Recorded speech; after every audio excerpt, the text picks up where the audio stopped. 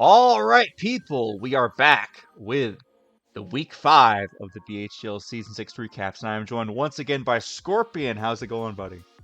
I'm doing great, Emerald. Thank you for asking. What's going on, everyone? My name is Scorpion, and yes, we are back once again for another weekly BHDL recap. Of course, glad to be here, Emerald. How are you doing yourself, my friend? I'm doing great. My cold's gone, so we should be doing pretty good. So, we take a look here. We've got Anastasia, we've got the Light Clay Mesprit. Pretty standard stuff here from B-Nard. What are we thinking on Brandon's side? Loving to see the Star Aprater and the Low Kings once again in action. I think the offense that Brandon's team has regained again with the transactions he made a little while back, is going to really help him here. And we're going to see Low Kings lead into the Galarian Weezing. So immediately a really great turn by B-Nard. This is a battle I'm very much looking forward to because we've got two strong commissioners going head to head here. Who are you backing here, Emerald?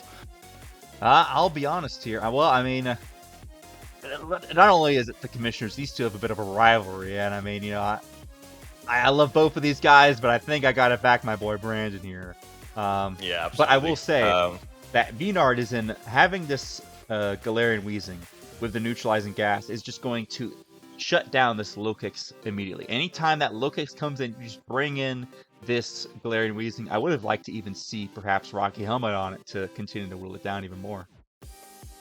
Absolutely. I do actually really like the Life Orb Hawlucha as well from B-Nard's side, because that mon does actually, like a bit of a power boost, but you can't really set up against Brandon's team because of the double unaware core. So being able to switch up moves while still having that power boost, I think is going to be really powerful. And we already see B-Nard off to a flying start. No grounded poison on Brandon's side, so those toxic spikes are going to stay up unless a Rapid Spin could come off. And as we can see, already getting the spin block. So I think B-Nard is already off to a great start here, really getting the place right.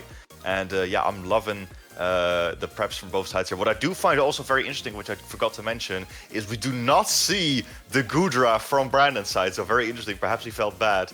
But yeah, very interesting dynamic here. Not bringing the captain against Cap himself. Yeah, that might have been too much salt in the wound. I recently got a Goodra in my Pokemon Y playthrough, and I was going to name it the captain, but it was a female.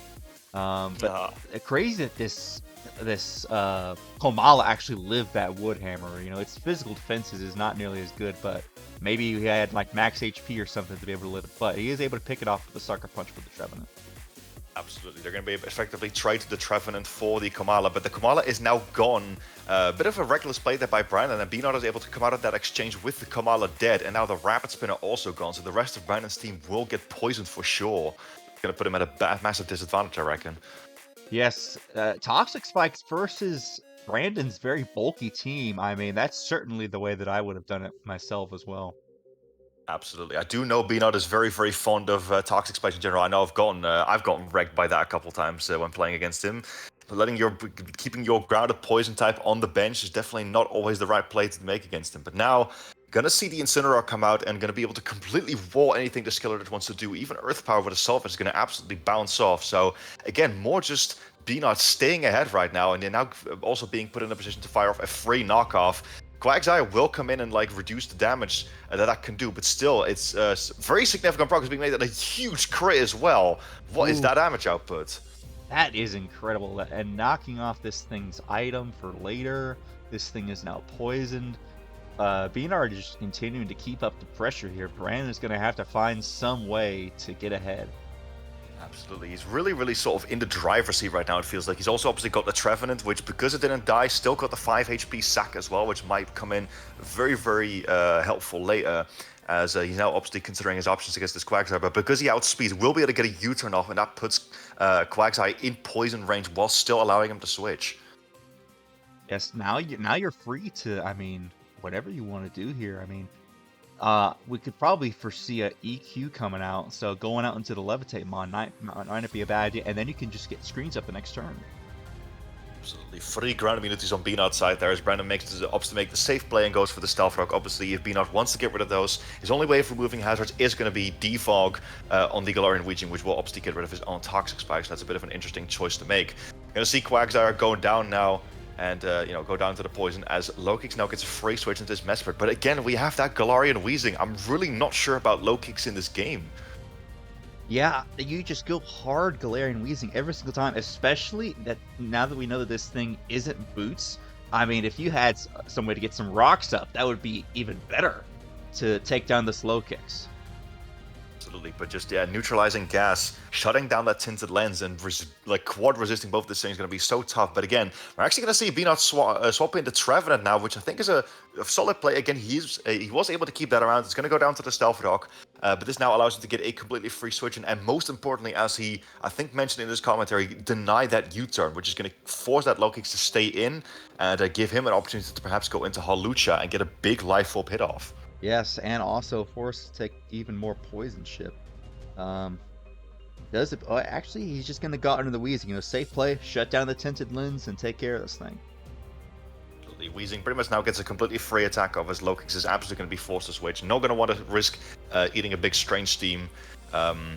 We are actually not seeing the Rocky Helmet on the Galarian Wheezing. Obviously, Black Sludge will be the item of choice this week. Both are definitely still very solid, but that does mean that this look is going to stay around perhaps a little bit longer. But B-Nard now going for the Dark Pulse, boldly predicting these Skeletors to come out. Let's see if this actually goes right. As it does indeed, down to the Vita comes right in. Beautiful play from the captain there. That was very smart incredible. And great prep indeed. Yep, so again, B-Nard's still very much in the driver's seat right now. Yes, and I do believe that Incineroar is still fairly... Although... something to keep in mind, they do still have those rocks up, so Incin can't come in quite as freely. Could have potentially also gone for a defog there and then try to get at the T-spikes later. So just has to be mindful of his mons taking rocks chip from now on. Absolutely, yes. I do believe Galarian Wheezing definitely has the longevity to come back in once more and set Toxic Spikes later, but gonna opt to keep the hazards trade for now, essentially. Rocks on one side, T-Spikes on the other, as Mesprit is gonna switch into the Skeletors now. Torch Song will come off and boost its special attack once more, but I do believe Mesprit is faster than Skeletors, and again, it is now also on Death's Door thanks to that nasty poison, so in spite of the time disadvantage, still absolutely gonna be able to get some stuff done here. Yeah, I gotta feel like even though Skeletor's defenses are fairly high, it should be in range of Psyshock, surely. You don't want to let this thing try to slack off, for sure. Absolutely, as B-Nard is waging his options here. He does obviously have a dual screen option. You're going to actually opt to go for Reflect instead, as the Skeletor is going to be forced to switch out. Presumably no recovery on that move, or at least Brandon not wanting to take that risk, as low kicks comes right back out against the Mesprit, but Reflect again will go up, so this low kicks going to be in an even tougher position now. Yeah, great play by B-Nard, anticipating the switch into the Dark type and then getting up that Reflect for this low kicks. And now, once again, you just go hard Galarian Wheezing every single time. Absolutely. It is going to be a forced to take rock chip, Joe, so definitely progress is being made on Brandon's side, though. Going to be able to go for that free U-turn. Obviously, low kick still for any big damage on Mesprit that B-Nard does not want to take. And now Raichu finds itself on the field, which is actually in a really strong position. As we could see, B-Nard, no ground type on his team this week. And this will be the cost of going for the Reflect instead of the Light Screen now. So let's see how this responds. So again, no Jolteon on the deck this week either. Yes, you're going to have to find some way. They obviously do have the Assault Vest Incineroar, but like we said, because it's taking the Rocks chip, it's going to be below half when it comes in. Yep, as we do see Mesprit essentially kind of being sacked off here, and Brandon takes full advantage of that situation and goes for a nasty plot, which I think is an extremely strong play. Definitely the thing you needed to get back in this game, as now Thunderbolt should essentially just be free, and you know what, we could honestly see a bit of a comeback here. Absolutely, I mean, the only thing that might be bulky enough to be able to take this could be the Probopass, but even then, I'm not sure if they could be able to take out the Raichu in time. Absolutely, as the Thunderbolt will come off and the Mesprit will go down. No item revealed yet, so it could be pretty much anything. As B-Nard, obviously, he is going to be forced to take the Stealth Rock damage with the Incineroar, but he does have Fake Out on deck once again, so he's going to be able to stall another turn and be able to get another round of poison now. But now we see the Adrenaline Orb come out from the Raichu there. So very fire attack by Brandon there, obviously trying to take advantage of said Intimidate. Unfortunately, not going to help it against his Fake Out, though. Yes, I mean, correct me if I'm wrong, but could they have not just gone hard Hawlucha there and been able to outspeed it? Is it unless they're not max speed Hawlucha in this game? I'm pretty sure Hawlucha actually outspeeds Raichu anyway, but I can very quickly fact check that for you. Yes, of course, the Fake Out is going to continue to stall this thing down, and they could obviously switch out, sack off Pokemon, bring it back in, and fake him out and get the kill there potentially. They do have the sturdy on this thing, but it's going to be broken by the Stealth Rocks. Absolutely. All right, I just fact-checked it, and I was indeed very much mistaken. Hawlucha is actually faster than Raichu by 8 points. Yes. Hawlucha's sitting at base 118, Raichu's sitting at base 110. So I got honestly, I thought Raichu was a bit faster than it actually is. No, Hawlucha but perhaps... is, yeah, the 110 versus 118. But yeah, maybe B-Nard wasn't rocking max speed. Yep, indeed, which could very well be a possibility. I mean, obviously, bulk on Hawlucha is still actually very, very useful, especially against a team like Brandon's where you do need that longevity. But actually, just have the Terra Ground on deck for the Raichu, which might come in clutch. But yeah, Brandon making the safe play and just going for stuff. That was a very solid neutral ground play. As Probopass is out for the count. So this Raichu now going to be on death's door. I think Poison, Poison will take it out. But my god, the damage that this thing did was insane just now. Yes, just punched holes through Brandon's team here. Although they do still have Hawlucha at full health. So they still have some pieces there, but they're going to have to figure out how to get back in the game. Once again, keep the pressure up like they did before. Absolutely. I mean, Hawlucha might be like forced to kind of, keep the, or carry the world on his back rather. We're going to see Hawlucha come out now as the Scarlet is essentially just being sacked off to, on Brandon's side to kind of see what B-Nard's going to be switching in here. We do have the Mold Breaker on deck as well, so Hawlucha, the Unaware would not have affected it this week. But now we're going to be in a bit of a position. Do you go for the Brave Bird kill, or do you attempt to try and kill with the Trailblaze here? As B-Nard does indeed opt to go for the Trailblaze, but not enough to get the KO there. As Life Orb damage plus Torch Song is nearly going to put it at death's door. Unfortunately, I think that is Life Orb range. Yes, I think he was counting on the fact that, that maybe that it wouldn't do it as much. If he'd gotten up a light screen, maybe that would have been better. But unfortunately, he's going to be dead to the next attack. And either way, he's going to be dead to this first impression. And even if he switched out, dead to rocks. Absolutely. So this Hawlucha is pretty much on death's door now. There's not really a whole lot you can do. We're going to see what comes off here. If he is able to get a Drain Punch off, he might be able to find himself back in the way, or back in the game, sorry, or a Brave Bird will obviously take it out. But nope, Low Kicks does just go for the safe first impression that knocks B-Nard down to 2 Pokemon. So very, very big comeback here we're seeing from Brandon, especially because Incineroar essentially is death's door. So it almost feels like it's all up to Galarian and Weezing at this point. At this point, versus if it was just the Low Kicks, this would be a great position. But they still have one more Pokemon in the back there. Absolutely, and is in fact his most expensive Pokemon. That is going to be the Staraptor, and Bubbles, the Low Kicks, will go down to that Strange Steam, not wanting to take any chip damage on the Staraptor there, but Staraptor will come in. It is obviously a flying type, so it's not going to be affected by the Toxic Spikes. And now the big question is this Galarian Weezing in range of a Brave Bird, which I'm afraid it will be. Yes, especially I don't think we saw Intimidate come off, did we? Or did we? Or is it Reckless? It is Reckless for sure. Yes, and now I'm seeing now when I saw Drain Punch on the Hawlucha, I don't think that Raichu was in range of a Drain Punch, unfortunately. Nope, I don't think so either, as Neutralizing Gas will wear off. But even without the Neutralizing Gas, unfortunately, no Reckless boost needed to get that KO, and an Incineroar gonna get the Intimidate off, but again, it is definitely still too low at this point. Staraptor's very, very strong, gonna be able to go first, obviously, and after the Fake Out comes off, I think that's gonna be game, as another Brave Bird does come off and Incineroar goes down. So narrow 1-0 victory for Brandon. GG's to both. That was a great game. Excellent game there, guys. GG's. All right, next game we're here with Al versus Fournaubyl. So, seeing a couple berries on Al's side. We got the Shuka Swalot and the Chesto Resto Electra. So what are we thinking here, Scorp?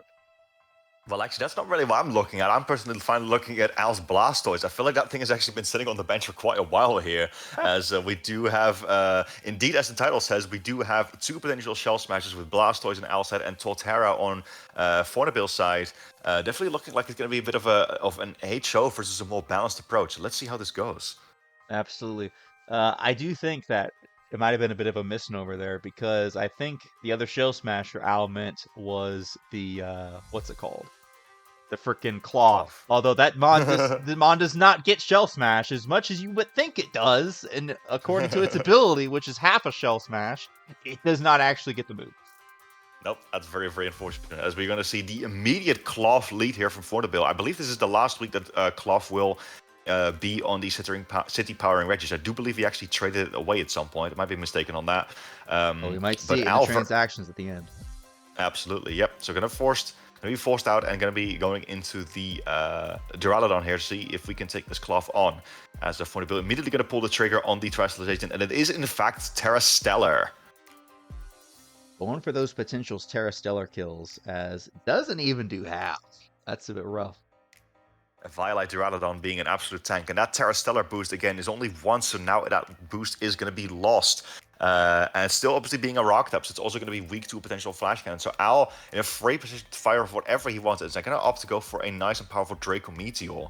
So let's see how Fournaubyl responds to that. Actually, they're just going to opt to go for a knockoff instead of knockoff that of Violite. But Draco Meteor is so strong, actually taking out in one shot. I wasn't expecting that.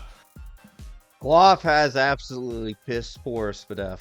You know, perhaps they should have gone from the knockoff into the high horsepower. Certainly would have done presumably, more. Especially because that would have knocked off the what's it called? The Violite. The Violite, indeed. But now Torterra going to come in, for potentially threatening with a Shell Smash here. So Al very well prepared with the Dragon Tail here. As Fournaubyl does indeed go for that Shell Smash. Ooh, going to be punished. But if this Dragon Tail misses, that could be costly. We get the zoom in on the screen. Is he going to land the Dragon Tail? And he does. Oh, okay. The fact that he actually put a sneaky freeze frame in did make me think it was going to miss for a second. But nope, indeed, going to be able to force that thing out. Hisuian Typhlosion comes in, though, so that could potentially be spicy. Yes, this thing is pretty much almost free to fire off Eruption. Though they do have the Blastoise just chilling there. Should be able to tank any hit from this thing, especially if they invested into Spadef. Absolutely. Kind of Al wagering his options here. Does he want to get the? Does he want to let the Duraludon go? Obviously, if this Specs at this point, he's going to be able to, you know, it's going to take something. Is going to have to take a very, very big hit here, as he is indeed just going to opt to stay in and go for Dark Pulse, as actually going to punish the Typhlosion Gora for a substitute instead. So very curious what that set's going to be backing. Very interesting. I mean, that's a good tech by Fournaubyl, potentially trying to force a switch and then get a sub up, but Al went for the Dark Pulse straight away. Yep, gonna go back into the Torterra now. Again, Al very much considering his options here. He's actually gonna go for the Draco Meteor this time instead, as knowing that Torterra unfortunately is gonna be slower, and dropping a Draco will be enough to take it out. Man, Torterra has not been doing well in this league so you far. know, I did not. That was a -2 Draco Scorp. I really thought it would have been able to tank that. Yeah, unfortunately, Torterra's special defense not the highest in the world, and Duraludon still probably going to be a bit offensively invested. At the very least, Draco Meteor is a very, very powerful move. But now Fournaubyl going to get the free switch in, and the Hisuian Typhlosion once again hits the field. So going to still be able to threaten some damage, or maybe even a KO on the Duraludon. Could be, although their strongest move, Eruption, is weakened if they do have it. They probably are going to go for maybe a Flamethrower or a Shadow Ball at this point. Absolutely, as we do see the Swallow come in, and we do actually go for another substitute here. So, again, the Duraludon was at -4, so Dark Pulse might not have broken this up anymore at this point. And we're going to see Flame Charge come out now, so this Hisuian Typhlosion is going to get, or at least try to get ready to sweep. Although, unfortunately, I don't think its Life Orb is doing it many favors here either. Yes, this Typhlosion just continues to be weakened, unfortunately, as we're gonna. I don't know. Swallow is a bulky lad. I just don't think it's gonna win this exchange 1v1. Nope, not at all. As it does obviously have the Earthquake as well. We're gonna see a Poltergeist come out from the Hisuian Typhlosion, so it's a physical Hisuian Typhlosion. I do love me some stats like that. But yeah, unfortunately, not quite gonna be able to score the KO, and Al is gonna retaliate with a Shadow Ball and take the Hisuian Typhlosion out. So not of the best starts here for Fournaubyl. He was at least able to weaken it. The Mimikyu is now in. And Al is weighing out his options. Absolutely. Although Swallow being weakened, obviously it is the poison type, so Duraludon is also weakened. So like the fairy resists are very much getting weakened here, as a Shadow Claw with a critical hit. Not sure if that mattered, but will find the KO on the Swallow out there. So Mimikyu could potentially still do some work. You know, its disguise is still up, Swords Dance is still available. So now that the poison type is gone, that's definitely in a good exchange for Fournaubyl there, I imagine. Yes, absolutely. The what appears to be defensive Blastoise is now in a very interesting set. They got a physical set with Liquidation and Aqua Jet. Absolutely, yeah. We're going to see the switch into Regieleki now, as the Liquidation is going to come off. Going to do about half, but of course Regieleki very much now threatening this Blastoise out. And as we can see, Al doing what everyone does against Regieleki, just frame one going to your ground type, because you know basically can't touch him. Although Acrobatics coming out from Fournaubyl on an itemless Regieleki, that's a fire attack, I will admit. Hey, that is a way to do some damage to those pesky ground types, at least. So Taco comes in, the Bronzong stuck in a tree, and gonna eat up that Hydro Pump. You know, is it bad that I didn't even realize that Regieleki got acrobatics? I thought it only You know, covered, I don't like, think I knew it either normal. until right now. That's actually a really, really cool deck, though. Not expected that. But Bronzer definitely now going to be able to force out this Wishcash, obviously not doing much damage. And we're going to see a block come out now, so this Yuxi is going to be forced to stay in. And as we can see, unfortunately, this set can't really touch it much, as Al does actually still retaliate with the Encore. So Al basically said to Fournaubyl, I'm not trapped in here with you, you're trapped in here with me. You are Get out of trapped here. in here with me, my friend, as he is free to start boosting up with these mystical powers. Yep. You know what, if it wasn't for that Encore, that block could have actually been really, really solid, because that UC otherwise could not have touched the Bronzong. So if it was some kind of setup set, that could have potentially gone out of hand. But Encore, very, very astute prep there from Brandon. Or not from Brandon, sorry, from Al. Yes, indeed. So once again, send in the ground type, and I mean, I would love to see some hazards here, but I think that they need to get rid of the spinner before they can set these hazards. Yep, Icy Wind going to come off here, Al making the neutral ground play, knowing that it's going to KO Regieleki anyway, and it does indeed go down, but not before greatly weakening the Wishcash, so we'll see if that actually plays in Fournaubyl's favor. And Mimikyu, again, once again coming in now, going to be able to find a KO with the Shadow Claw, and again, the skies is still up, so you know what, I really think Mimikyu could potentially do something this game. It could potentially, if it has the ability to set up. We will see if it does. As Al is once again trying to figure out what to do here.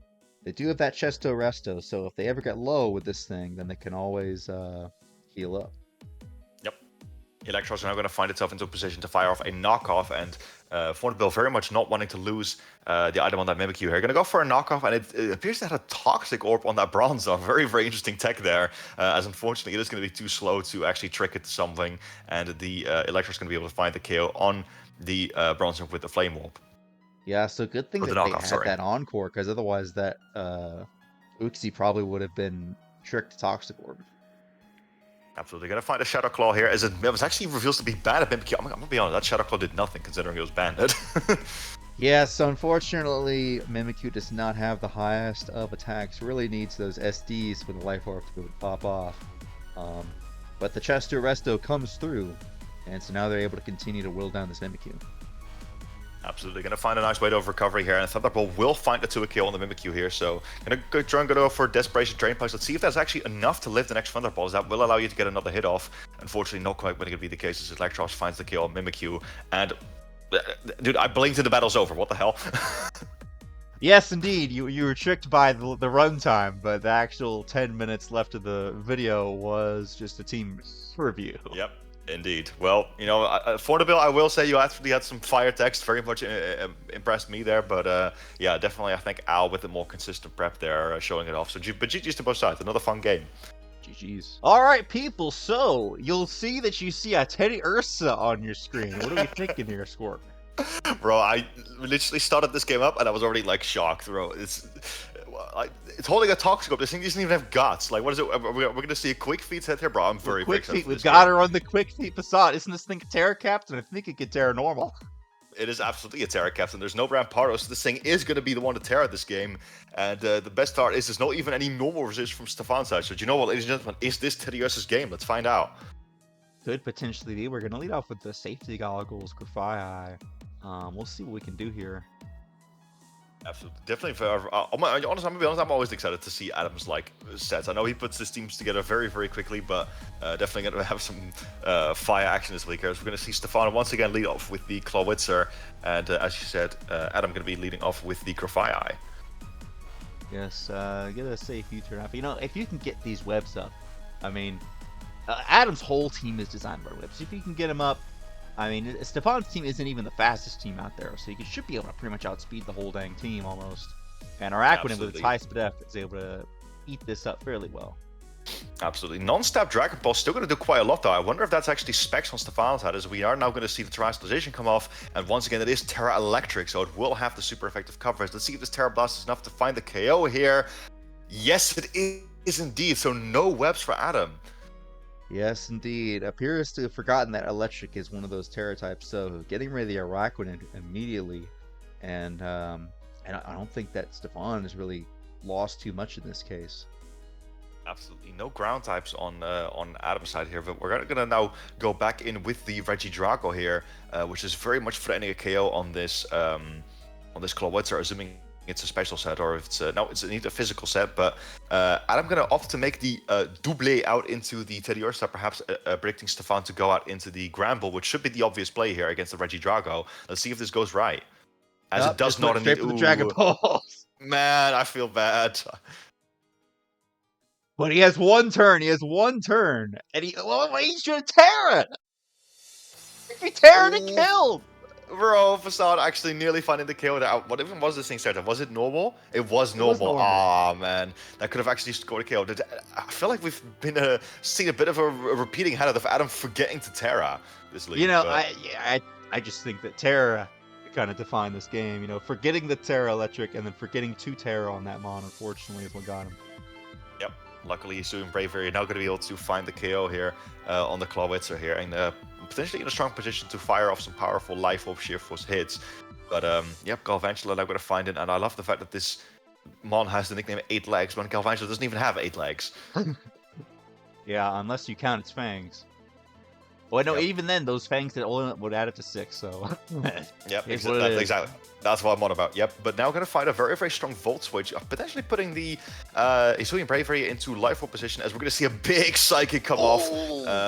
Nails him right to that. Life Orb stabs Psychic, 1 KOs the Tentacruel. Absolutely. Despite Tentacruel's very solid special defense, that there's no way to live in that. And actually now slowly getting a nice little position back in here for Adam.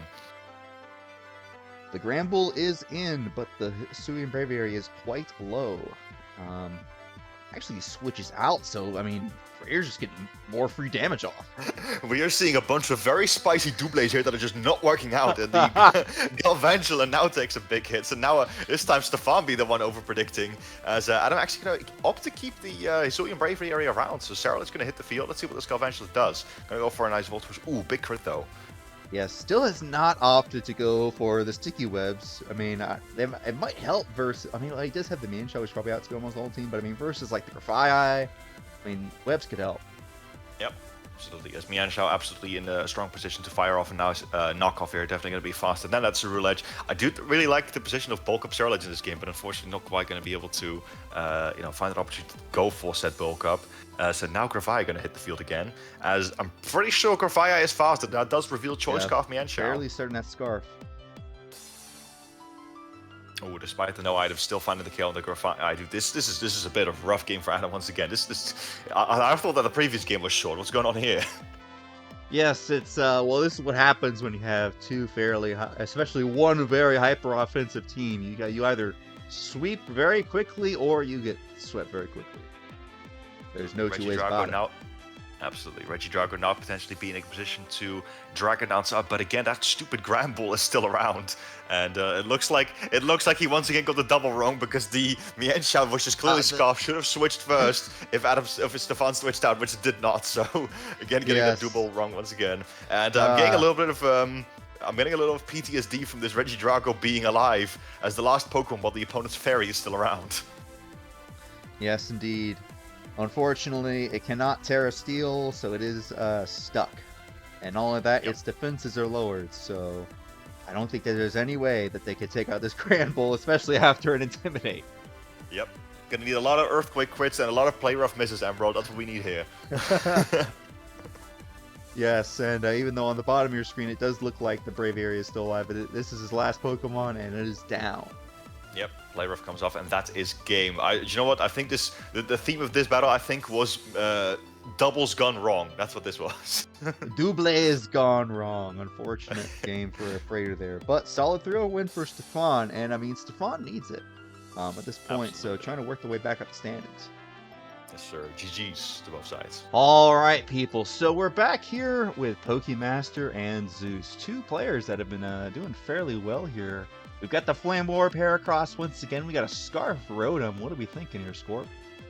Looking very interesting on Chris's side here. Now at this time we actually see no Slowking and we see Light Play on a Tinkaton. I've noticed that Chris really likes his screens this season, and obviously Zeus once again coming in with that Luxray. Let's see if this is actually going to be able to do anything this match in particular as well, as a Palace Hand versus Rotom Heat lead. Yes, going for the immediate trick on this Palo Sand here. as the Palisand gets a choice scarf. Notably, Rotom does not get an item, so presumably to get around the Poltergeist on the Bramblecast. Oh yeah, very interesting tech indeed. Itemless Palisand, but now unfortunately it's going to be Trick the Scarf, and as we can see, it just went for Stealth Rock, so it's now locked into that. As Chris, I believe, I don't know what move he clicked here, but considering this is Palisand's forced to switch out, this could potentially be a very free Volt Switch to get some momentum. Yes, indeed. And, you know, in the long term, having this thing be Scarf, not being able to consistently heal up, I mean, that pretty much just shuts down this Palisand. Absolutely. Big overheat going to go on from Rotom, and that is definitely offensive Rotom, because my god, that Skuntank took a lot of damage. Unfortunately, I do think Rotom is actually faster as well, so this Volt Switch will come off, and Chris finds the first kill of the match there. Very quickly, I mean, one Mon taken down and one Mon shut down, so very commanding start for Pokemaster. Indeed, going to come in with the Bramble Gas now, as it is actually heavy-duty boots, very, very solid crit from Chris there, and obviously now immediately flaying in a Rapid Spin to undo all of the work that Palisand just went through, as Cleaver now going to hit the field from Zeus' side. If this thing is Scarf, though, it's very, very strong, so likely an X-Scissor will KO. Let's see what he goes for here, if he tries to go for a Stone Axe. Let's see, he has the Clawed to just tank the Night Slash and get more chip with Rocky Helmet. Very solid. Absolutely. Crosshair obviously resisting both of Cleaver. Night Slash, good play from Zeus though. Obviously still being sharpness boosted and potentially being able to force your way through the Crosshair with a critical hit, as Chris now finding the opportunity to get up Stealth Rock himself, as Zeus going to be forced back into the Palisand, which as we know is still Choice Scarfed, and no ground type move on deck here, or at least doesn't decide to click it, which Chris boldly stays in on and gets Toxic for it. Yes, indeed. Probably does. I mean, he has 2 Levitators, so he can easily switch on any ground type moves. And now that he's locked into Shadow Ball, free to just recover up, and Claude can stay healthy. Absolutely, here gonna need some serious special defense drops in order to want to muscle through this. So Zeus is gonna opt to keep the Palisand around, as we do see Hitmon's up come in, as Clodsire tries to go for a recover. So obviously Clodsire still nice and healthy now, but definitely threatening a big triple axle on Zeus' side. Could be. And if they do, though, they are gonna take that Rocky Helmet chip, and it appears to get around Rocky Helmet, they did run Ice Spinner this week. Yep. And you know what? I'm pretty sure that still takes Rocky Helmet chip. But you know what? I'm absolutely loving. It does, but it's not going to take 3 rounds of Rocky Helmet in comparison to Triple Axle from last week. Yeah, great call there. As we are going to see a Rapid Spin come up from the Tinkaton here, trying to get rid of those Stealth Rocks, which the Clodsire just set up. But Chris very much just boldly staying in and just risking it all on this Clodsire. I'll be honest, I'm actually kind of loving the way that Chris is playing this Clodsire, just very aggressively, just getting the chips down. And I think Zeus definitely expected Chris to switch it out or go for a recover on a couple of these occasions. But now going to find the Ice Spinner, and unfortunately it does go down, but not before doing some serious damage to Zeus' team, poisoning 2 Mons, or like poisoning 1 and getting rid of another.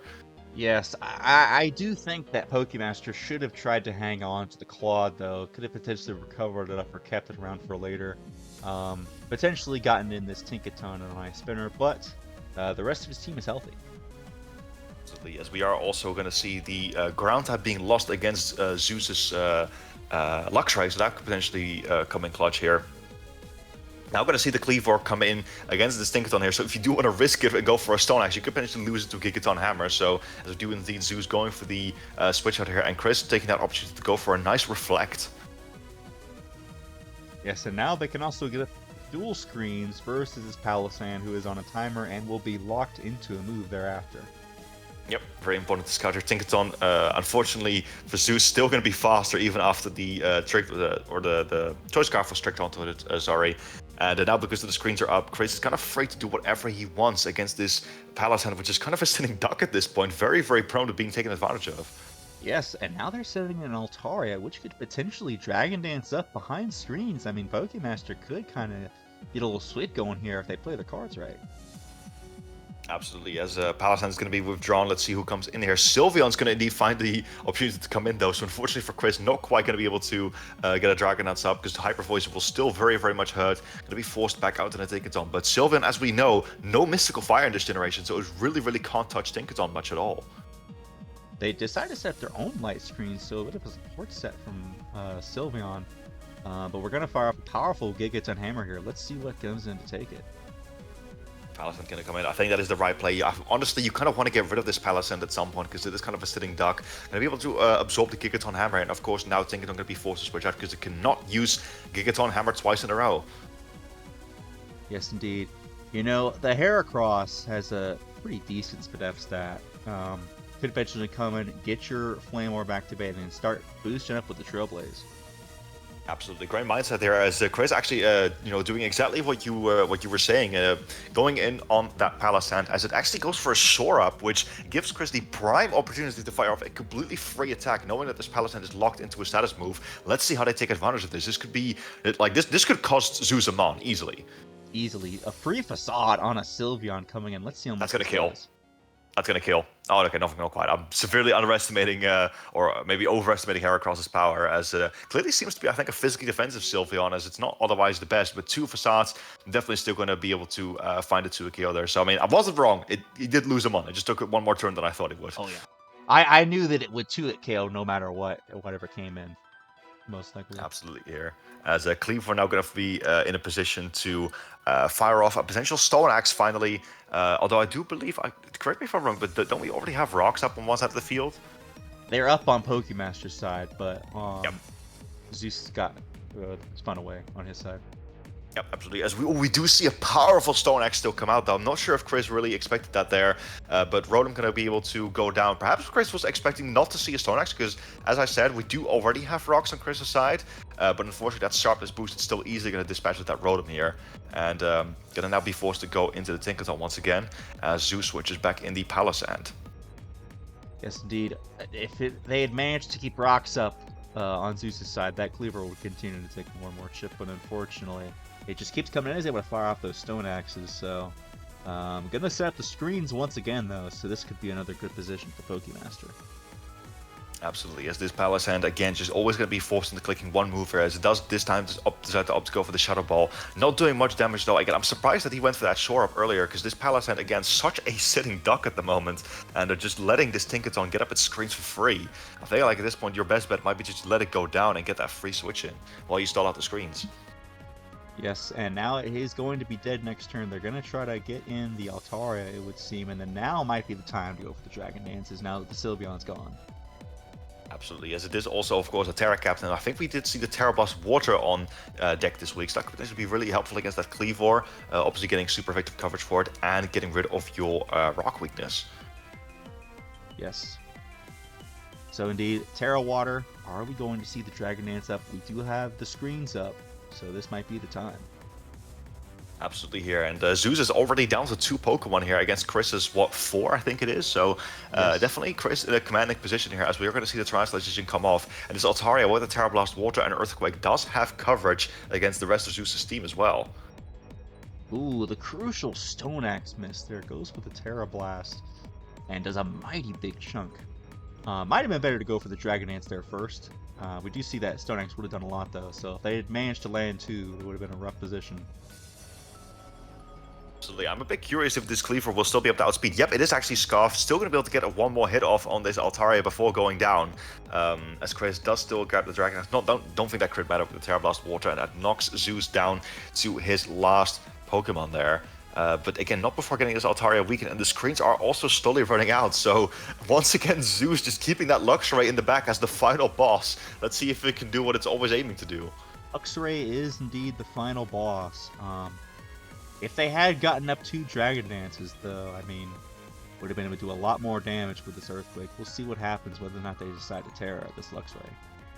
Absolutely, Chris. Going to be actually opting to go for the Earthquake right now, despite Luxray being a Terra Captain. Does not decide to Terastallize, though, as an Earthquake is going to do about half. Don't know why I was expecting it to do a bit more, but maybe Luxray running quite a bulky set this week, as we are going to see Zeus' signature Agility Flame Up set come off. And presumably it's going to be faster now. Now it is going to Terastallize, and now it might be off to the races, Emerald, honestly, again, with Reflect running out.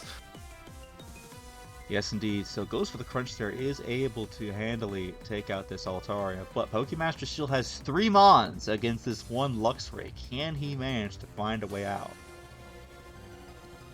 Going to be a bit dependent on what this Tinkaton can do. I mean, as I think, like we said, the Reflect is now is around for 1 more turn, so it's going to depend a bit on what it wants to do. If this Luxray can take this Tinkaton out, it's not going to be able to get the kill. So unfortunately for Chris, he kind of threw it there by going for a Baby Doll Eyes, or at least threw his Tinkaton away, because that Gigaton Hammer, I think, would have killed But Baby Doll Eye is definitely going to be at least able to neutralize it a bit, negating the +2 attack boost from Guts Flame Up. So Luxray is now effectively back at neutral. So surely one of his Pokemon can take a hit at this point. Yes, well, the Baby Doll Eyes was priority. If they would have just went for Gigaton Hammer, that would have gotten outsped and killed by the Supercell Slam. But this thing is at least way lower in attack now, thanks to those Baby Doll Eyes drops. And now even lower with the Strength Sap. So now it just needs to just take out this Luxray. Yep, But instead, it goes for the Rapid Spin there and gets a crit. Unfortunate crit. What is it with this Luxray always critting at the wrong time? You know, Emerald, I know you mentioned that the Lux or the thing that would have gone outsped, but we did see that it was actually able to take one Supercell Slam. So if it After did go the for Baby Doll Eyes. Oh yeah, oh that's true actually. I forgot. So that would have been. Oh, and a Facade actually enough to take out the Heracross. That is very unfortunate for Chris. Definitely feels like a bit of a throw. Yeah, apologies. I kind of missed the fact that it lived that because of the Baby Doll Eyes. But damn, Luxray once again having an anime moment and getting that comeback. GG's to both sides. Yes, so unfortunately, Pokemaster, a couple misplays there, just letting this Luxray be able to come in and just barely get the win there. Alright, so Kingbura versus H.I.M. We got some interesting items. We got the Clear Amulet on the Lycanroc for the Gyarados. We got the Kaiba Berry for the Dragalge, Covert Cloak on the Cryogonal. What are we thinking here, Scorp? Yeah, very solid prep from Kingbura once again, man. That Kavia Berry could potentially really come in clutch against the Dragalge here. Gonna also see some first Pokemon off the bench from H.I.M side. I believe the Camerupt and the Alolan Persian were transactions that I personally myself suggested to him. Camerupt being the Terra Captain of choice here. So very interested to see how this plays out. Yes, we've also got a Scarf Electivire, which should be able to outspeed +1 Gyarados, so a bit of insurance for that. We'll see what we can do here. Absolutely, yes. We are going to see the battle now get on its way here, as we're going to see the Alolan Persian right off the cuff against this Cryogonal here, potentially threatening a fake out, but as we can see from Kingbura, it is actually Covert Cloak, so not going to be bothered by that in the slightest. Yes, and they're also potentially going to Terra here. Yes, Terra Water. Doesn't Persian have like? It surprisingly has a fair amount of special attacks. I think. I'm not sure if it's Flamethrower or not. I think it does, yes. Although its physical attack is definitely stronger here. As H.I.M going to try and make the safe play and just go for a parting shot. Obviously weakening that Cryogonal while switching out of the process, which I think is a solid play. And but definitely going to have to be a little bit careful because Freeze Eye, of course, will hit the Gyarados for them super effective damage, as we are instead going to go into the Dragalge. And that thing Special Bulk just takes it easily. Yes. Could even be Assault Vest eventually. We'll see what they want to do here. Cryogonal should be able to also tank a decent amount of hits from this thing as well. We'll see how much, if they go for a Draco, how much that can do. Absolutely. We do not actually see a Steel type from Kingbura side. We do obviously have Primarina, which is a Fairy type, but going to be weak to Poison here. So a Draco Meteor could potentially be very, very free, as indeed the specially defensive wall that is Cryogonal is essentially just the safest play. So he does indeed decide to stay in, which I think I absolutely agree with. H.I.M I'm going to drop a Draco here, but actually only doing half, which is crazy. And I presume that third move that he's about to cliff right now is Recover. Cover, yes indeed.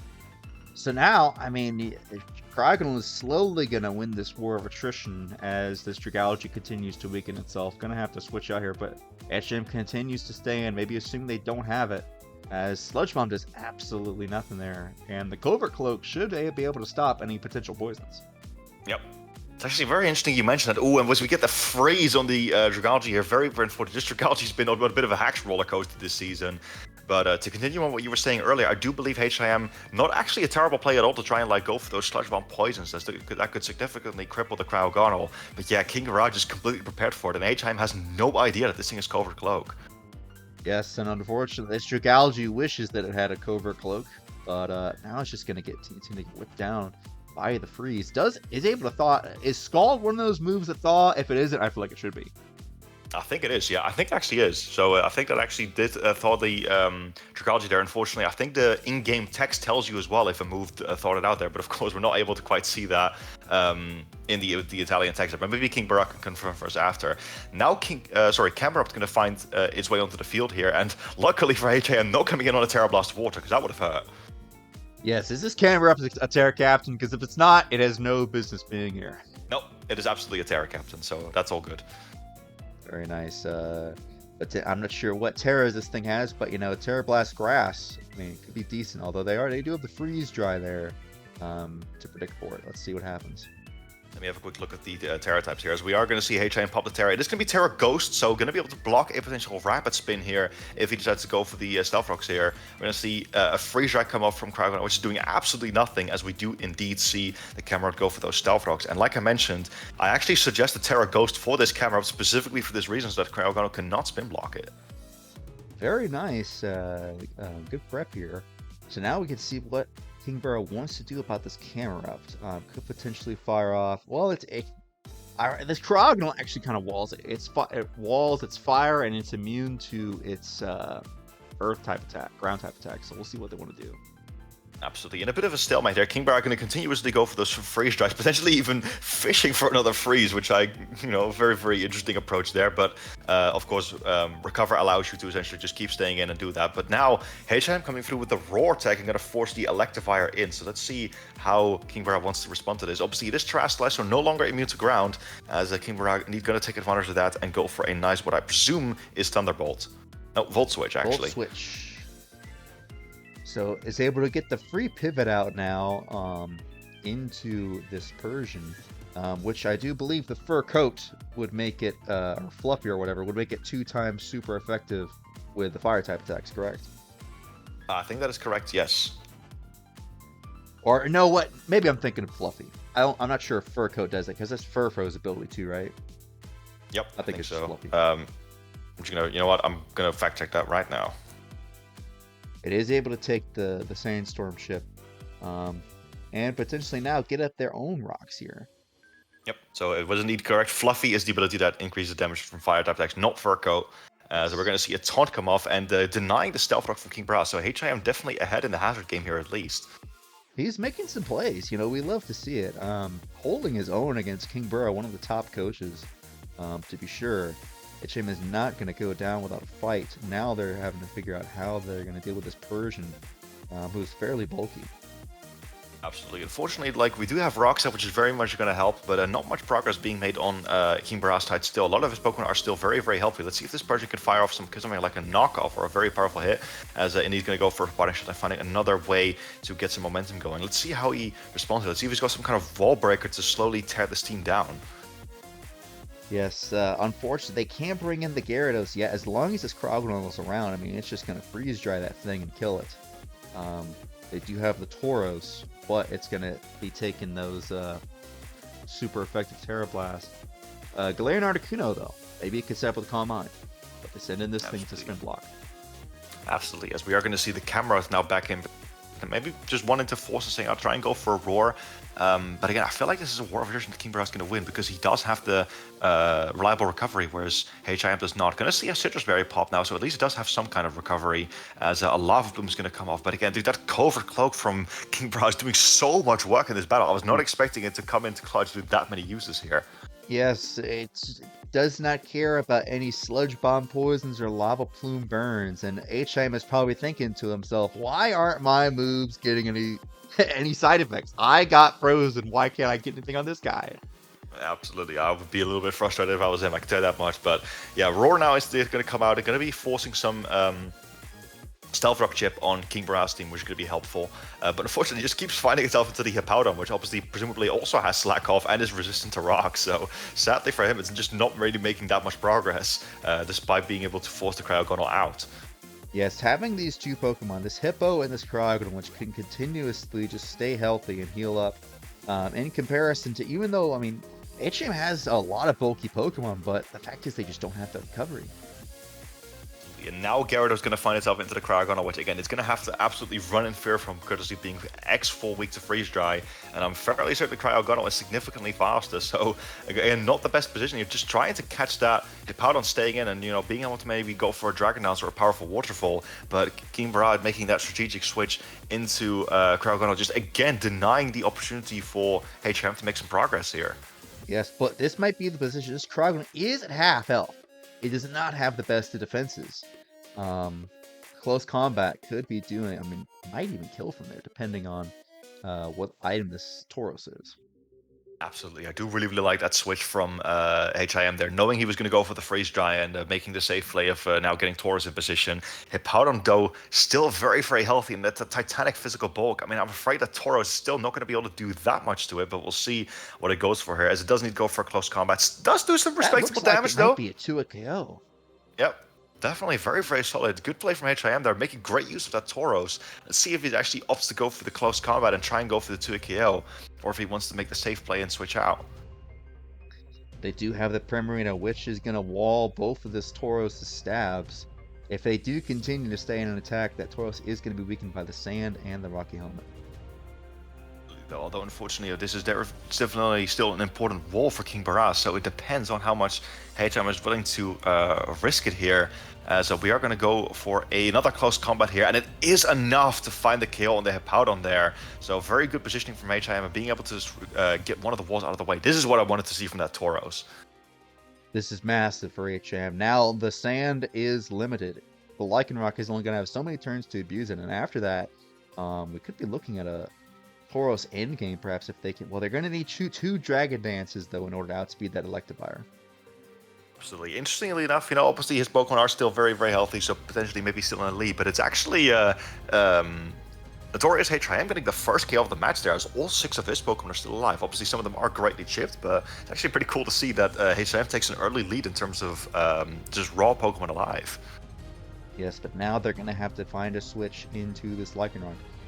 Could be the Persian, that fur coat, keeping it relatively healthy.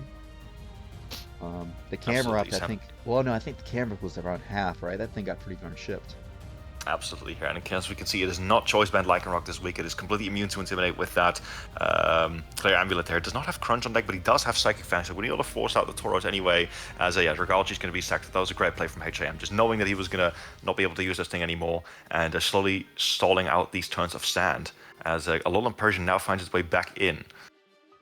Yes, although we have seen this Persian likes to go for the parting shot, but because they have the Clear Amulet, and H.I.M doesn't know that, this could catch H.I.M flat-footed if they decide to make the same play again. Absolutely, we'll see if he goes for it here. Obviously, Alolan Persian definitely does have pretty good bulk, and no close combat on the Lycanroc either this week, I think, so it can't really touch this thing too well, as it is indeed going to be forced to switch out, and the Primarina is going to come back in, as a Foul Play going to come off now, which unfortunately isn't going to do much to Primarina. Yes, and now, I think that this thing is like 110 speed. Yeah, should be fast and be able to go over the parting shot, weaken this Primarina, and get something else in that could deal with it. Absolutely here, as there aren't like the best switches in the world. I mean, honestly, it would be very, very interesting if we did see the Galarian Articuno come in, Kingbura going for that Moonblast, and no special attack drop, but it could have been very, very interesting if they got a competitive boost from that. But Gyarados obviously still very, very powerful. I believe the Primarina does not have coverage for it, and it does need to find the opportunity to go for that Dragon Dance, because Gyarados' natural special defense actually pretty good. So as we can see, taking those Primarina Moonblast like a champ, but let's see if it's able to find the KO on it now here, as unfortunately not quite. An Iron Head will not get the flinch, and Primarina will take it out with one more Moonblast. Not enough. Yeah, I think it was a bit too early to try to set up with Gyarados there, unfortunately. Might have been better to try to go, honestly, the Galarian Articuno, and the potential for that competitive boost could have been there. Absolutely, as it does actually, but you know what, like mentioning the Galarian Articuno, the Primarina was definitely one of the primary checks to it, at least it feels like that anyway, so potentially having that thing weakened could maybe allow him to find a position for it to come in later. Gyarados itself later. Exactly, or in this case, Gyarados weakening for Galarian Articuno, that could have been the game plan as well, been the game plan as well. Either way, Absolutely, yes. We're going to see a Protect come off here, as that allows Kingbura to scout for potential move here. A bit of a question: Do you think that the Tauros could maybe be choice banned? Like, would Close Combat have done that much? Based on the amount of damage to this Hippo, that is what I'm leaning towards myself. Exactly, which might be why Protect has a lot of extra value, as you can very safely scout for what this thing is going to do. Although I don't think they really have a switch into this banded CC either way. That is very, very true, actually, as Close Combat will come off, outspeeding the Primarina and taking it out. But now Kingbura at least going to be able to, send out his response, as he does still have 2 Pokemon that should be able to outspeed this Tauros, in theory, anyway. Yes, indeed, assuming that it is banded and not Scarf. Mm-hmm. Alright, going to go into the Electivire now, which is Scarf itself. Takes some rock chip, but should definitely still be out of range. This is kind of a seed reveal whether this Tauros is Scarf or not, which I don't think it is. And Kingbura are going to go for a very nice Volt Switch here, which should easily grab some momentum. Obviously, Camera Up is now Terastallized, so cannot block that, as we are going to see the Camera Up indeed come out. And Volt Switch not going to find a KO, but it is going to give Kingbura some more momentum here. Yes, and now, Camera Up is able to be in, but you know, it should be outsped by pretty much everything. I think almost every one of these mons can probably knock it out from here almost. Absolutely, as we're going to see Salazzle come in. Not boots, unfortunately, so it's still going to be able to take, going to have to take a bit of damage, but Flamethrower is luckily enough to take the Camera out, which is going to knock H.I.M down to 3 Pokemon here, as Salazzle's going to take some Life Orb chip, but yeah, that didn't kill, that could have potentially been trouble. This could, if this Galarian Articuno is agility, there could be a potential for this thing to do something. We will see though. Absolutely, it is still luckily at full health. It is going to have to deal with a Lycanroc's Accelerock though, potentially, which is going to be true enough. Yep, very tough. Luckily for H.I.M, it is not banned at Lycanroc, so it might be able to take one. But if Kingbura takes a shot here at potentially letting the Salazzle go down, he will be able to put it in a Accelerock range. So we'll see what happens here. Is able to go for the Sludge Wave. Yeah, that's easily in range of Accelerock. Goes for the Tailwind, so essentially a agility, but now for the entire team. Yep. Very, very cool tech there. Unfortunately, Tailwind not quite going to last a long time. See, it's funny as well, though, because... Exactly. Though, funnily enough, if this Tauros was able to find its way on the field with a Tailwind, that could have actually been devastating and firing off those Tailwind boosts in close combat, but... Unfortunately, I don't think it's going to be able to last that long, as Kingbura also packing Protect on this Salazzle here, so actually going to be able to stall out those already limited few turns here. Yes, so Protect is an excellent play here. Let's see if they manage to get up a... They do go for a Recover, though, so that's not a bad play there for H.I.M. Absolutely here, and it's obviously the Salazzle is very much in KO range, so definitely packing the nice utility moves there, and potentially being able to leave this exchange either with a KO or with a Tailwind up, potentially both. So I'm actually really liking this position from Galarian Articuno right now. Obviously, we do know that it cannot Terra, and there is obviously also the Scarf Electivire, which might be able to do some big damage to it once the Tailwind goes down. But yeah, this could actually still be a comeback position for H.I.M. We're gonna go for the double, and they do actually get the Protect, because did the Protect fail last time? Nope, it did not. It did actually get the double Protect. Oof. Now, Freezing Glare is gonna come off this time, but that's gonna be all the Tailwind turns pretty much used up. Yep. So Kingbura able to leave that position successfully without the Tailwind up. That is going to be able to have. I think all 3 of his Pokemon actually outspeed this Galarian Articuno, because even Cryogonal outspeeds it, at least if it's speed invested anyway. Yes, indeed. I think it has, what, 95 base speed on the Articuno? Yep. Cryogonal has 100 plus, does it not? Yes, I think like 105 around there, something like that. Yep, so you're going to be able to, luckily for Kingbura, I'm not going to be able to find a freeze, because I believe Freezing Glare can actually freeze, funnily enough, but yeah, as we do see, it is indeed speed Cloak creeping once again coming through to save this thing. Absolutely, as we can see, it is indeed speed invested on Kingbura, so it's going to be able to outrun the Galarian Articuno, and the Recover is going to be able to slowly get it back up to where it can safely take it on. Going for the Rapid Spin now, finally removing these hazards, and also being able to outspeed it potentially. But now they have a Tailwind up. But I just don't think that this Articuno is going to win this war. Nope. Freezing Glare just not quite having the power to two-shot it, and Kingbura can just continuously go for Recover as he's able to stall out these Tailwind turns. After 2 Rapid Spins, he will actually be able to outspeed this Galarian Articuno, even if Tailwind is up, which looks like he is going for. Yes, now there's the second speed boost, and this Cryogonal is going to be faster the rest of the game. Absolutely, yeah. You got to wonder if Kingbura is actually... I don't know if we've seen this Galarian Articuno get hit by a Freeze Drive before, but he could potentially be afraid of a weakness policy. And if that is the case, then obviously I could very much understand the wariness of not wanting to trigger that weakness policy. That actually could be one of the ways for H.I.M to just completely fire himself back into this game. Yeah, we haven't seen the item yet, but they do seem to be hovering over it, so we're going to see if it is or not. Yep. Wait, Freezer going to come off here. It is not weakness policy, as another Tailwind will be set up, but unfortunately I think it's a little too late here, as we did see multiple Rapid Spins later. This Cryogonal should be fast. So we're going to grab one more Recover, just trying to stall out the Tailwind turns a bit more, and then we're going to get rid of this Galarian Articuno, which should leave this battle while Cryogonal is out there with strength to spare.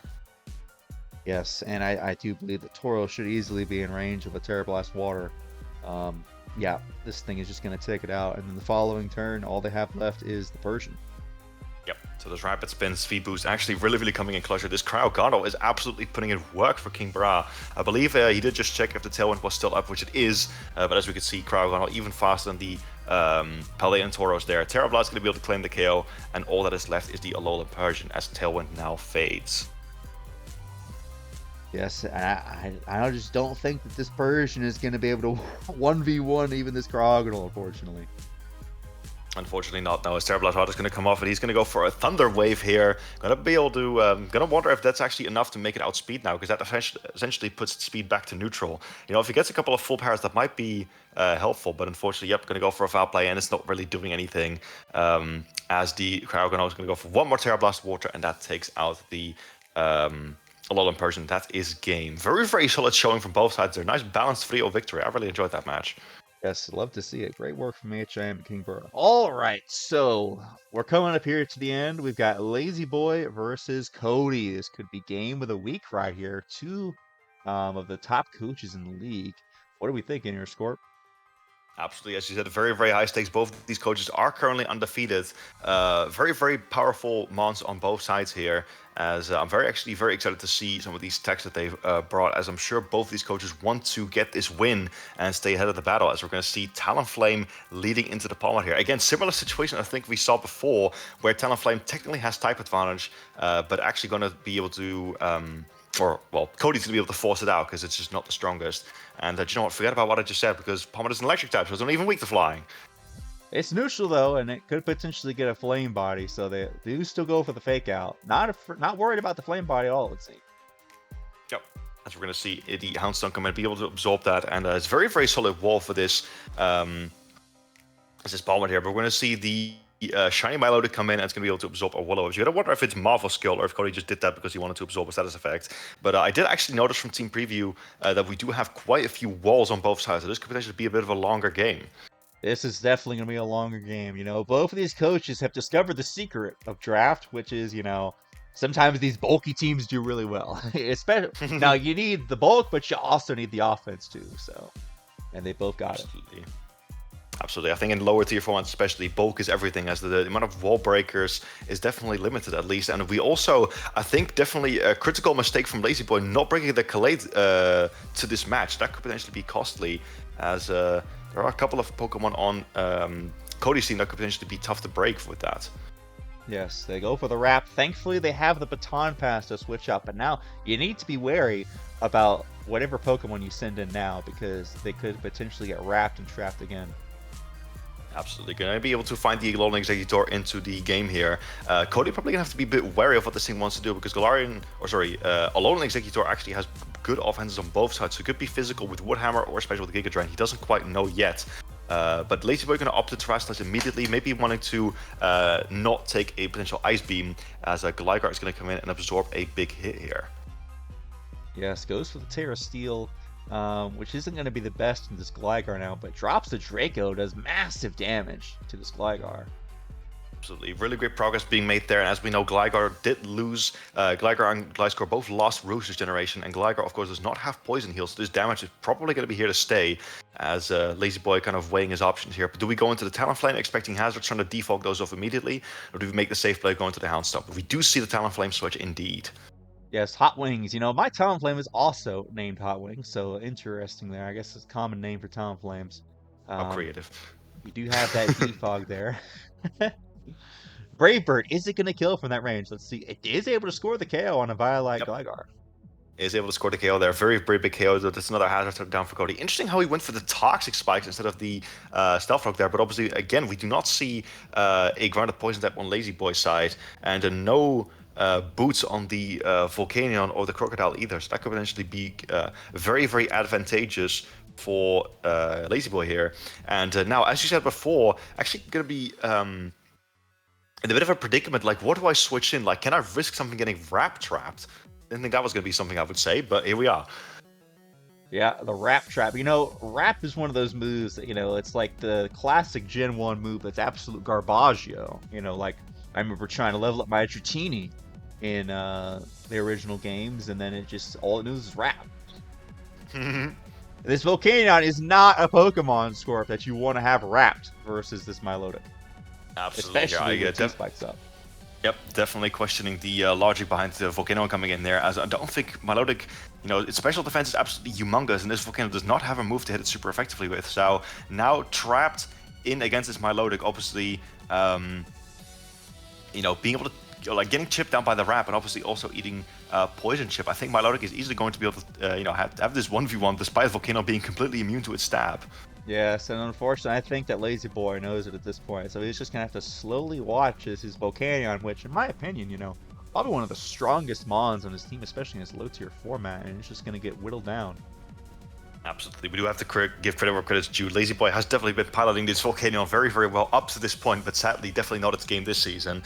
And I can, I can understand at least wanting to use this thing to take on Milotic, because again, because you are immune to this thing snap, you do also absorb Scald and most importantly, Flip Turn. But sadly, Cody came prepared with the tech and was able to trap and remove it now, slowly whittling it down. And because it has Recover, it's gonna come out of the exchange pretty much with full health. Yeah, and it wasn't even freaking. It wasn't even Flame Ward. It's lefties on top of having Recover. I'm not sure if they have Marble Scale as well, but the free Marble Scale boost from the Will-O-Wisp early on just absolutely set this Milotic for the rest of the game. Absolutely. Well, I don't think we know whether it's Marble Scale or not, it but could whether or not still be competitive, But. Yep, because they're very well still be competitive. Usually I can't talk. But regardless, the leftovers are cancelling out that burn damage anyway, so you're still not getting a whole lot done. So Alolan Executor now finds its way back in, and let's see if it's able to fire off a powerful move into Cody's team. As we could see, Cody's team into this thing stabs. I mean, they are a little bit limited. We did see the Gligar being sacked off earlier, so this time we're going to see the Goodra come in, as Giga Drain unfortunately not going to do anything to it. But no Sap Sipper though. That's an interesting approach there. Yes, they've also got the. Oh wait, does Gudra Hisui get Sap Sipper? It does, yes. Wow, I did not. I'm always just used to seeing Shell Armor. That's very fair. I mean, I do think that is the superior ability here, as is either Shell Armor or Gooey, obviously. But Flamethrower going to come off here for the Talonflame. I do actually think, definitely fighting a Thunderbolt here, and Lazyboi going to be attempting to get rid of the Toxic Spikes here, as we do indeed see a default come off. But yep, there is the Thunderbolt, and they're going to be able to actually score the KO on the Talonflame here. So this Goodra, actually such a strong mon into Lazy's team, and if it is the item that I'm expecting it to be, then it could potentially, have a strong position against the whole team. Yes, but one thing they do have is they have the Scar from Moxie Crocodile, which having the Gligar be removed early on, I mean, the only thing I can really see that can wall this thing kind of is that Serena. Absolutely, and he does have the Gunk Shot on deck, indeed. So if Lazyboi is able to pull this off, then he can actually get it whittled down and win with a Scarf EQ. Gets rid of the Citrus as well for later. Now they have the Houndstone, so Lazyboi is not out of this game yet. That just eats up that Power Whip as well, and the Rocky Helmet Chip continues to whittle it down. Absolutely, here this Houndstone is just so bulky, and potentially actually also able to damage this Alolan Executor with a powerful fighting type move, because it is now Terra Steel. I'm very interested to see how Cody's going to respond with this Serena from here. Opts to go for the switch. Are we going to see the Milotic once again? No, we see the Pheasantipity come out. Yep. Pheasantipity is going to hit the field here. Now, obviously, we do know that Pheasantipity, it is going to get walled by this Terra Steel Executor for the most part, but it does have access to Heat Wave, which I used a couple times back when I had Pheasantipity. So we'll see if that's actually able to pay off for him here. Yeah, and the Pheasantipity honestly kind of walls the Alolan Executor as well. I mean, it can go for Flamethrower, but Pheasantipity has a lot of SPDF, so I'm not sure how effective it's going to be. Absolutely. My only question here is, does Cody expect this Alolan Executor to have Terra Steel on deck, or like Terra Blast Steel? I mean, that could potentially, he does indeed switch out, potentially fearing that, and going back into the Hisui and Gudra. So a lot of switching at this point in time. Just both coaches trying to fight for position here. Good potential to go for an EQ here. I mean, hitting it on the Gudra Hisui's weaker defense side. Have we seen the item yet on this Gudra Hisui? Could it? No, and that was what I was alluding to earlier. I'm actually expecting this Gudra to fully be Sugar Berry, which could allow it to go for an Ice Beam, but he does go for an Earthquake and is not Sugar Berry, actually. Maybe that was a different game that I forgot about. But Lazyboi being able to find a Earthquake on the Gudra now. Yeah, maybe it was Choppleberry indeed. As I do actually think that Cody tried to make a bit of a bold play there, expecting the Gooder to, or sorry, expecting the Crocodile to switch out, considering obviously, he switched out before. But now obviously the Milotic is going to be able to come in and easily take at least one Earthquake. So if Lazyboi does want to keep it around for a Maxi Sweep, definitely going to be forced out again. Yes, indeed. I mean, although I don't know if it's not Marvel Scale. I mean, +1 EQ could pop off, and if they avoid the Scald Burn and live, that could be solid. Do get the Scald Burn on this thing, but it's not going to You mind it commentators as cursed it, much. man. I'm sorry. Very unfortunate. It is what it is. Yep. As a Alone Executor now, of course, into another position to maybe go for another Trick Room or trying to get that Giga Drain off. Obviously, Itsuingudra is now gone at least, so it's the best switching is gone. But I'm actually kind of surprised how much that Skull did. I mean, maybe this Milotic can, win the War of Attrition as long as it stays around and keeps itself healthy with Recover. It did get the Trick Room up versus the Fez, and now Cody is fairly certain that this thing is not Terrablast Steel, based on the way it switched out before. So we'll see what's going to happen here. They do have the Citrus Berry, which could pop off and give it a little bit of recovery. Absolutely, and I also don't believe Cody has seen all 4 moves yet on this Executor, so again, could potentially still be wary of Terrablast Steel, but now that it is a bit more weakened, definitely could be confident to win the 1v1 against it, especially because, again, Pheasantipity does have fire coverage, so if Cody is packing that, it can be very, very powerful here.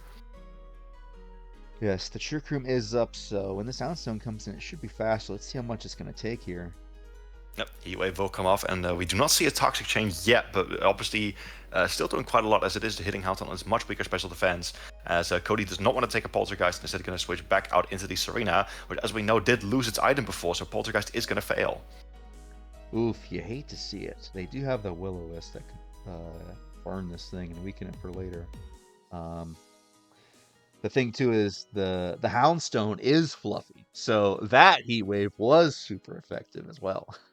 Yep, absolutely. Actually, good call. As the Serena could potentially now pick it off with a display there. with a knockoff, and not quite gonna be able to KO it because it's just that bulky. But yep, Shadow Sneak unfortunately coming out from Lazyboi, and it's gonna be stopped by the Queenly Majesty. And because Serena is faster, it is still going to be able to find a KO on it. So missing the opportunity to go for a Willow is there. That could have actually been huge if he got the Serena burned.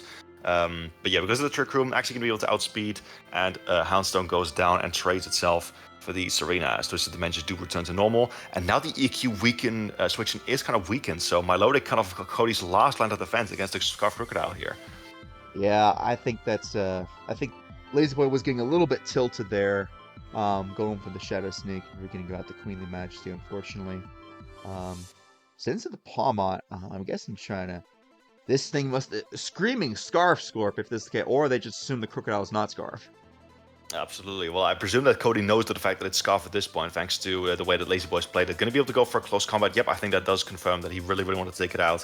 Floor just going to switch in here, though. But again, its special defense is much higher than its regular defense. So Cody definitely now putting it into a Kiora. He's not going to be able to switch back in again, as Lazyboi going to make a desperate attempt to go for a Wish. But let's see if Cody can do something to stop it. We'll see. Goes for Protect into the Milotic. Could potentially get some Wish Protects here to try to get some health back. We'll see, though. It is burned, so I don't think that Milotic is going to be able to kill this thing in one hit. No, absolutely not. But it depends on if he wants to do it, though. I mean, obviously, Wrap is not going to work against this thing as well because it does have Baton Pass. So now Cody going to be able to find its position into the Pheasantipity now, which of course has type advantage, as he catches Lazyboi going for a Wish. And now, considering that we kind of know that this is an offensive Pheasantipity, this could be the opportunity to go for a setup. We could see it. They do indeed go for the nasty plot here now. So now this is a much more threatening Pheasantipity into the remainder of their team. They do have the Scarf Crocodile, which Scarf EQ should be able to take this in that one hit. But you certainly don't want to go hard out into it like this, Lazyboi. No! Oh. As luckily Cody does go for a Sludge Bomb here. Obviously does have a massive, massive chance to poison. So either the regular or badly poison will have like a 60% chance to poison there, I believe. Something like that. As we do see the Earthquake, and he has the Shuka Berry on deck on this Pokemon. So gonna be able to eat the Earthquake, and a Moonblast is going to KO on Crocodile. I think that's officially ended Lazyboi's potential to bring this game back. What a tech. Yes, indeed. I mean, assuming the Sludge Bomb being able to tank one hit and keep the Florges alive for later, makes sense. But the Shuka Berry is what really cost him right there. Absolutely great tech from Cody there, knowing that he was going to be able to catch the crocodile off guard with that, because obviously you do resist the other stab.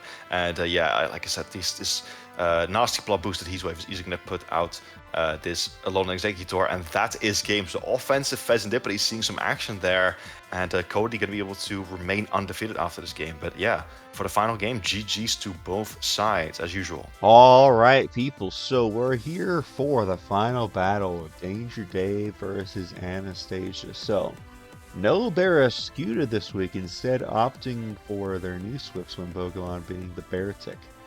But Danger Dave has quite the bulky team to try to break through over there with Mons including Hatterene, Muck, and Umbreon. This Breloom also kind of goes in here. They do have the Choppleberry on the Registeel, which could help them, but it's only going to be once. And they also have Sinistcha, which is immune / resistant to Breloom stabs, but even then, this thing hits like a truck, so let's see what's going to happen here.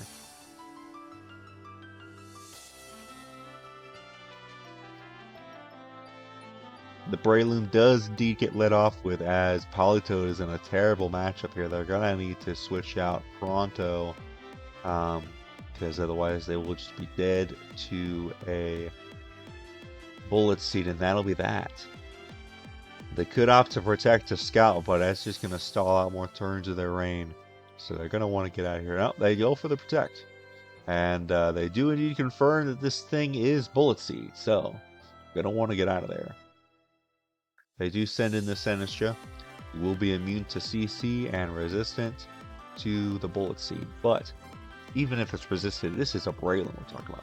130 base attack with the Technician boost and the loaded dice.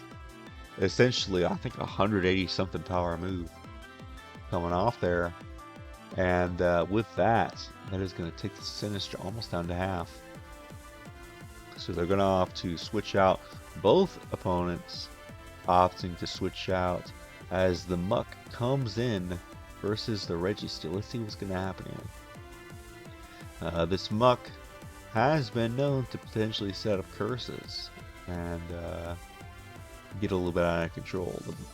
The Registeel does have the Iron Defense on deck, but it's not going to do much to be able to hit this Muck. They go for the knockoff, so no more Chopple for the Breloom for later. We're going to start Iron Defensing up. It's going to be tough to hit this thing though, especially after a curse now. Pretty much the same situation that Al found himself in versus this cursed Muck. So gonna want to eventually try to hit this thing on the special side, even though usually the special side is Muck's best defense stat, but after enough curses, you're just not going to be able to do enough damage to this thing. Of course, there is the catch-22 situation where if you switch out on an incoming attack, there it is going to potentially take them out or bring them in range of another hit, as they are now up to about 3 curses. So like I said, this thing is getting a bit out of control here.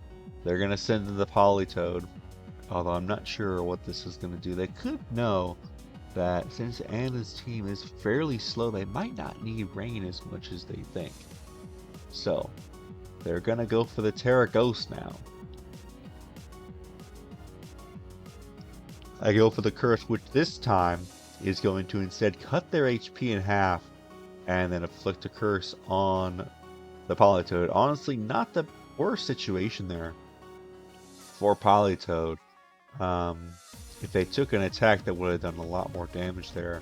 And now this Muck has cut its HP in half.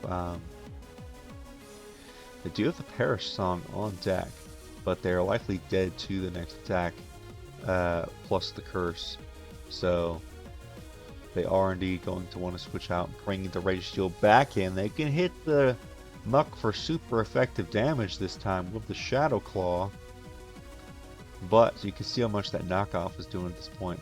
Go for Shadow Claw, as they do indeed reveal themselves to be Rest. So now they're able to keep the Muck relatively healthy. This could be an opportunity to try to get in and do some damage with some special attacks. We do have the Metronome Raikou. However, I do believe that rest is always 2 turns. So they're going to wake up on... Or is it always 3 turns? Oh yeah, it's always 2 turns of rest and you wake up on the 3rd turn.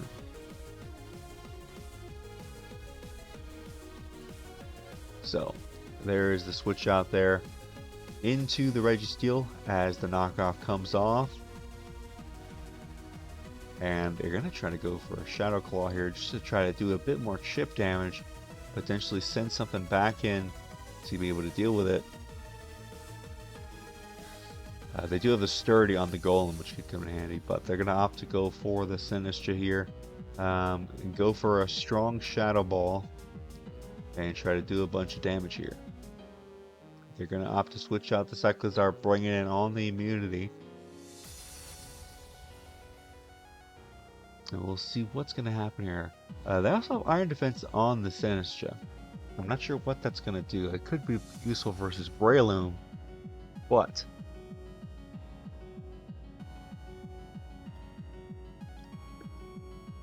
this Sinistcha has been quite well down. As the Umbreon is in. Gonna avoid the Machigacha there, unfortunately. As now they could potentially try to set up some Iron Defenses. Goes to Foul Play. It's not gonna... Oh, but the Weakness Policy, though.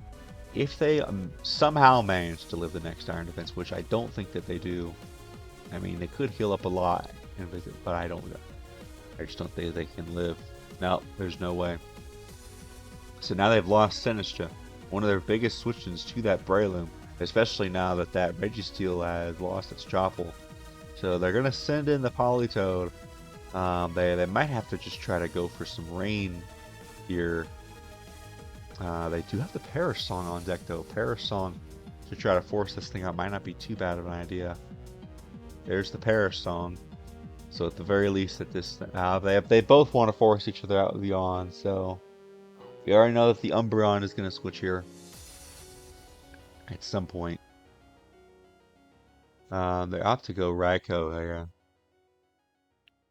Could potentially be good with that Calm Mind Metronome. Go for the Foul Play. Opt to stay in and continue to get some damage off while they still can. Yeah, might as well go for some Calm Minds, honestly. I mean, you need to do some big damage. Of course, the Foul Play is racking up. They still have another turn that this Umbreon could stay in. They're going to go for the Aura Sphere. Do a decent chunk there as they go for the Yawn. Oh, true enough. If they try to set up a Calm Mind, they're getting yawned on. But the Umbreon is forced to switch out this turn, so you do have a free switch into whatever you want here on Danger Dave's side. But it seems like they just want to stay in. The Umbreon choosing to... Oh, there's the Baton Pass, yep. Which means that this Raikou is going to be put to sleep. But at least the Umbreon is significantly chipped. But now the Raikou is put asleep. But the Perish Trap! I did think it did transfer, so now... because of that, Cyclizar is the mon that's going to go down. Quite... that's not an exchange you see very often. So that's good to see. Yeah, the Baton Pass. That's one of those things. It's one of those things that gets passed. It's crazy. Unfortunately, though, one of their best mons in this situation, Raikou, is asleep.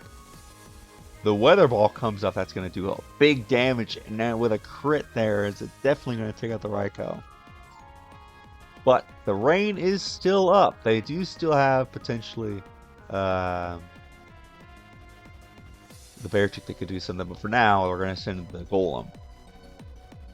Almost every single mon on this team appears to have some form of setup. I think every single mon does. Whether it's Amnesia, or Iron Defense, or Calm Mind, they've got something. Bulk Up.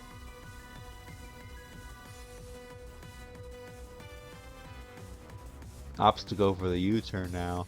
Does reveal itself to be Life Orb, so it is going to be taking chip damage. I mean, the Reeks have been up the whole time on Anna's side, interestingly enough. A potential Focus Sash being broken there could be quite useful. Only 2 turns left of this rain, though, so we'll see what they can do. I think no matter what, though, no matter what Danger Dave sends in, it's gonna get to a KO'd here. The bullet seed is going to come off, so we'll see what they want to opt to go for. They go for the ice beam. Close combat comes off, predicting the Registeel. That would kill the Politoed either way. So best, honestly, it hits everything. So that was the best move to go for there for Anna. They do have one more turn of rain. They also have Sturdy that they can use to be able to try to deal with this Breloom. Terra Fly as well. So let's see if they can catch him off guard.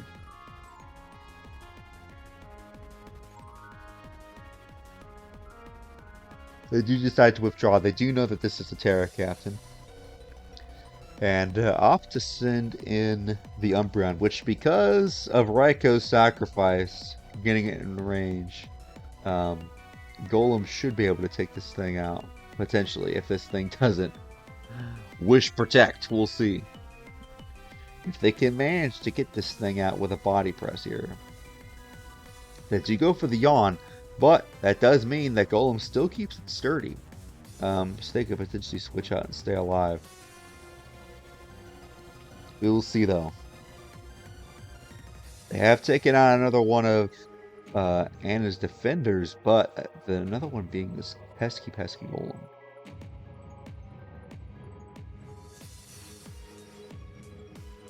We do know that this the Muck can't set up any more defensive curses at least. So turning into a ghost type at this point means that it's not going to get any more bulky on the physical side. So opts to stay and go for the Supercell Slam. Does take out the Muck there at the cost of this. Oop, there goes the webcam. But it does take them out at the cost of their Muck being put to sleep. Might have gotten copyrighted there, unfortunately, there for Danger Dave. Alright, so the Golem is asleep, and the Hatterene is in. Let's see what's going to happen here. You might honestly just want to wait around until you can get in your Beartic safely. That might be your win con. Oh, they're going to opt to send it in hard. Let's see what happens here. Beartic comes in, goes for the Psychic Raw. That is the 2 KO. Let's see what this Icicle Spear could do. Hatterene is a fairly bulky mon, but if you can get all 5 hits, I mean, maybe you can do something. 1, a 2, a 3, a 4, a 5. Not quite enough there for Danger Dave. So yeah, probably needed to wait to send it in after. Honestly, could have bulked up and then gone for it. And that the Cyclozar is gone. I'm not sure if that would have been faster than the rest of the team. Alright, goes to the Wake Up. Supercell Slam does manage to take out the Hatterene here. So at the very least, Danger Dave has taken out quite a few of Anna's threats. We'll see though. The Tornado, oh, they weren't faster than the Tornadoes, never mind. So yeah, we wouldn't have done much there even with the Beartic at the end. Goes for the Weather Ball there. Even without any rain, because it is a flying type and Golem has absolutely no Spadef. With Life Orb, the Tornadoes is going to take out that Golem. So that is going to be GG's to Anna and Danger Dave. All right, so we're looking at the stats in the week here. This is the one game that we weren't able to see, which was Arcaniner versus DRVR. Arcaniner able to get the win here. What are we thinking here, Scorp? You know, I'm very, very glad for Arcaniner to be able to score another win, and it seems like the Vaporeon getting 2 KOs is very, very interesting to me. I do obviously, you know, we see a superior on DRVR set, and it's definitely some, you know, other ones with bulk. So I'm very actually curious to see what Vaporeon set that was. But it, you know, just looking at the roster here, no real sweeps, no real gimmicks going on. It seems like it was a very balanced game. Yeah, Noivern able to snag 2 kills. I mean, I'm not sure if that was the mon that killed the Pecharunt or if it was just like over time and something was able to chip it down. But, you know, special attackers in the DRV side are pretty good. And with the Infiltrator, I'm assuming, able to just bypass any screens that Grimmsnarl could have set. Absolutely. Looks like it was a solid game, and we do also see 2 KOs from the Zep Striker as well, so definitely a very balanced approach from that side. But yeah, GG's to Arcaniner, and I'm glad that they managed to snag another win in. Hopefully they're able to secure a playoff spot. I mean, we'll get into those statistics in a second here. Yes. And so now we can take a look at the standings here. Cody is now the only trainer who is undefeated, as Pokemaster and Lazyboi both got losses this week, but they're still right there. I mean, we got Cody 5-0, then we got a string of 4-1s, and then Zeus and Brandon, and then it just kind of drops off precipitously from there. Absolutely. Honestly, Zeus still being an absolute powerhouse there, still having a positive record despite the negative differential there. And, being definitely, despite his low rating in the power rankings, very much fighting through with his team. Loving to see that. And it is also good to see that Anastasia as well, obviously our champion from Season 3, only past champion participating this season, absolutely not washed here. Still also very strong, sitting at a 4-1 record plus a differential. Yes, indeed. And so we could take a look here. I will get to that on the next slide. But first, we got to go through our kill leaders here. Because of Luxray's performance, it is now at 14 kills, far and above the rest of the pack. Yep, absolutely. As a matter of fact, if it had 2 more, it would have had double of the number 2 spot, which is absolutely crazy. Luxray, as we could see, the way that Zeus is piloting it is definitely showing a bit more. He keeps on just keeping it very much in the back. And just sort of trying to go for that Terra normal. Yeah, it's his ace essentially, just like a gym leader. And, keeping it in the back and trying to go for those agility, guts end games. And, a lot of teams just kind of against a strong wall breaker like that, and a Terra captain as well. It's really tough to one-shot, especially once your team has been weakened. And that way, Luxray just finds the opportunity to clean the teams up. So, kind of loving the positioning here. And, the teams are really going to have to, find a way to ensure that Luxray can't do it against them. Otherwise, it's going to climb its way into the playoffs and win. Yeah, Arcaniner's Noivern is catching up, though. He's climbed up to the number 3 spot now, right behind the Florges. The Florges has basically been at the top the whole time, but now it's kind of gotten stagnant. It hasn't gotten too many more kills. But the Muck and Lycanroc, Serp, Skelders are all right behind.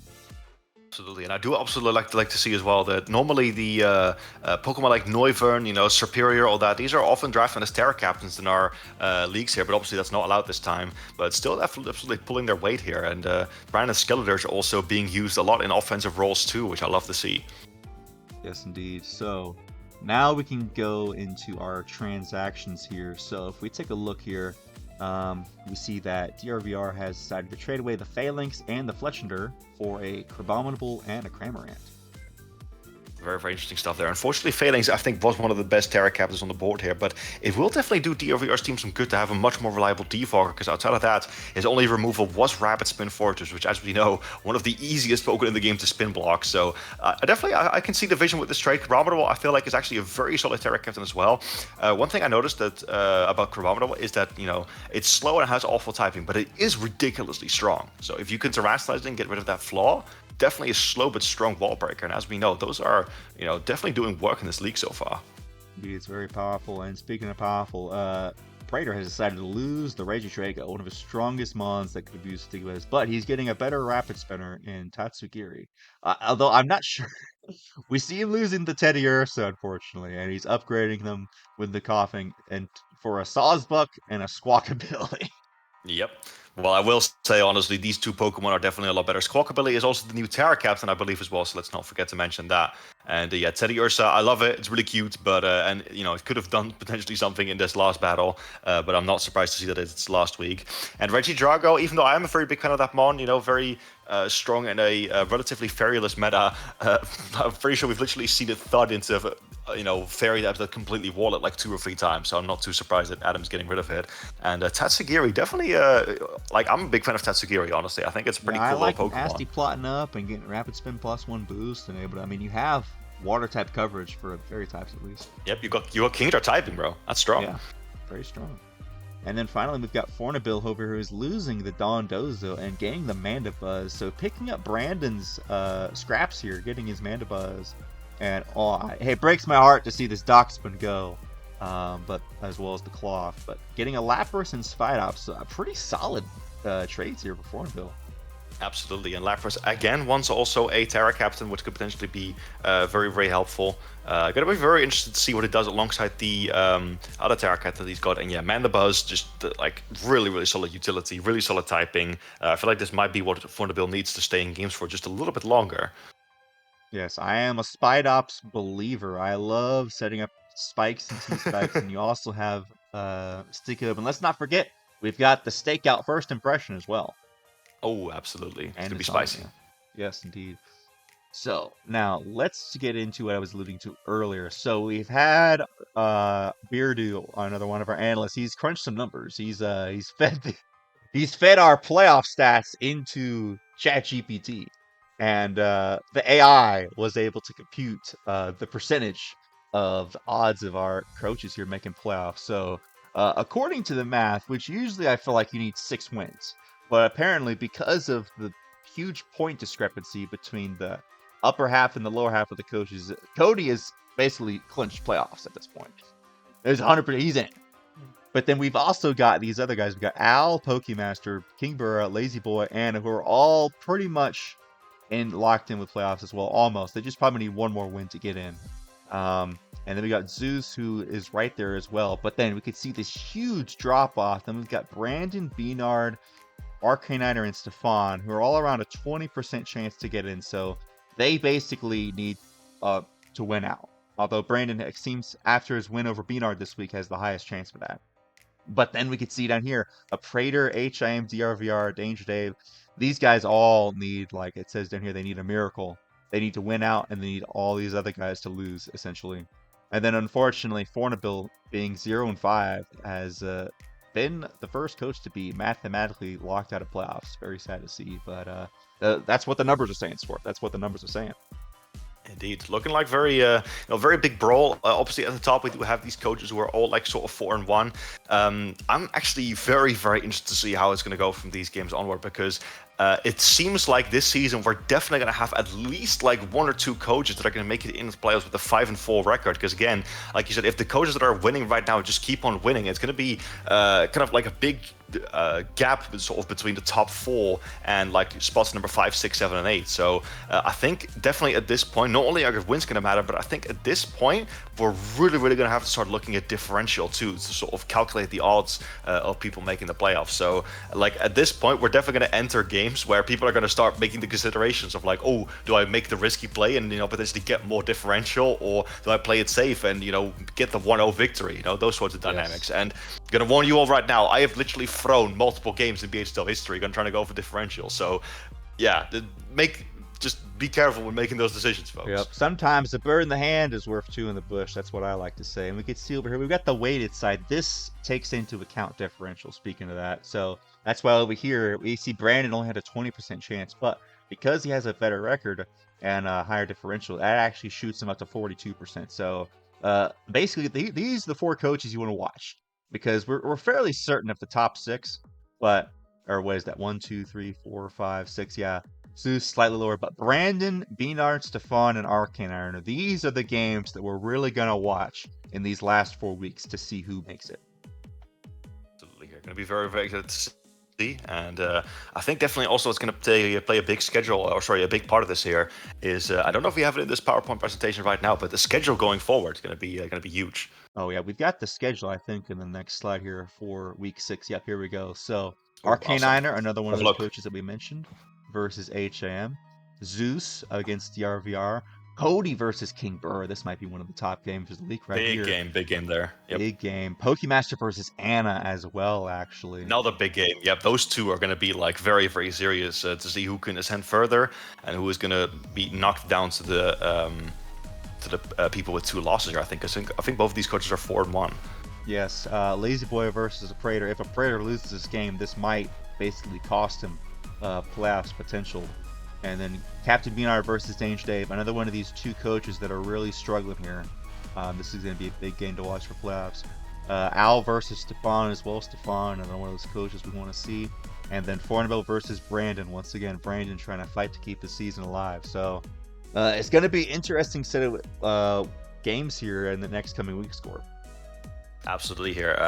It is worth noting that unfortunately we will not be able to see the top 2 games here, as obviously none of these coaches have capture cards at this point in time. But the other 6 will be visible, so definitely looking forward to seeing them in action next week.